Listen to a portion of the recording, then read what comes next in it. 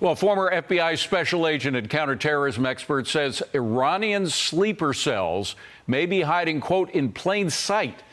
He thinks Biden's border policies created perfect conditions for a possible terrorist attack. Joining me now is U.S. Ambassador to NATO, Matt Whitaker. Mr. Ambassador, Iran has been at the epicenter for global terrorism for years. Is there any way the current regime can be trusted to work for peace with Israel or just with the rest of the world? Well, it's good to be with you, David. I would say that this Iranian regime, while they can't be trusted, they are as weak as they have ever been. You know, True. After the devastating bombing that Israel and then, the obliteration that President Trump ordered, they're weak and their proxies are weak, whether that's Hamas, who is going to desperately want a peace deal here in that conflict. Hezbollah is obviously decimated in Lebanon, and the Houthis certainly are weaker than they have been since President Trump was elected. So on every front, Iran and their proxies that they've been able to wage kind of their no peace, no war campaign with are weak. And so it is time now for Iran to come to the table and to get a deal that brings peace to the region and ultimately makes them a kind of a normal country that abides by the rules. But, we're going to have to see if the Ayatollah and his henchmen can make a deal. All right. I just, again, to see how many times they've violated agreements that they have made, whether it was on the nuclear program or anything, I just wonder how much a paper with their signature on it is worth these days. But I want to move on to Trump saying that he plans to send more weapons to Ukraine. Let me play the soundbite and get your reaction. Roll it. Mr. President, are you planning to send more weapons to Ukraine? We're going to send some more weapons. We have to. They have to be able to defend themselves. They're getting hit very hard now. They're getting hit very hard. We're going to have to send more weapons. Yeah, defensive weapons primarily, but they're getting hit very, very hard. Very sad. So many people are dying in that mess. Looks like we will continue to support Ukraine militarily. He said defensive weapons primarily, but not just that. Are you on board with it?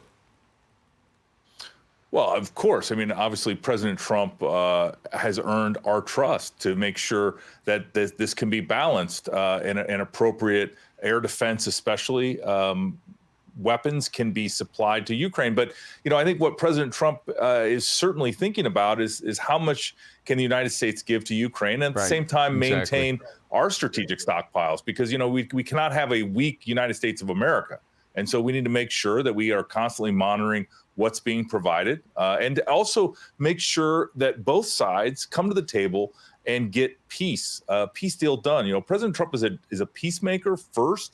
It's why Netanyahu has nominated him for the Nobel Peace Prize, because he's brought conflict, whether it's India and Pakistan, whether it's, the 12-day war. He is a peacemaker. And ultimately, I think that's what we all need to be working towards, is ending this conflict between Russia and Ukraine, and at the same time making sure that that the death and dying that's happening, the thousands, like 7,000 soldiers are dying on the battlefield every week, together with civilians now, because Russia is hitting major cities in Ukraine. It just needs to end. Mr. Ambassador, as our representative to NATO, during the first administration, the president got a lot of NATO members to come up with more cash to fulfill their role in securing Europe.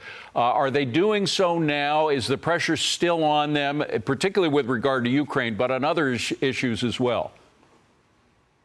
Yeah, since Donald Trump was elected in November of 2024, you have seen a dramatic increase in defense spending in Europe. It's not enough. In the last NATO summit we had 2 weeks ago, everyone stepped up and said that they're going to spend 5% of their GDP on defense. And ultimately, that's going to be $1 trillion a year that Europe is going to spend. And it's going to allow the United States to focus our resources elsewhere and to make sure that the traditional defense of Europe is primarily handled by Europe. And that's going to be a massive foreign policy win for President Trump. It is historic. And, you know, all the credit goes to Donald Trump and his election, because it would not have happened. And there were countries that were underspending and that were planning to underspend into the mid-2030s that are now stepping up to the plate and spending dramatically. Countries like Canada, it's amazing. And Belgium and others. Ambassador, good to see you. Thank you very much for joining us. All right, Appreciate David. it.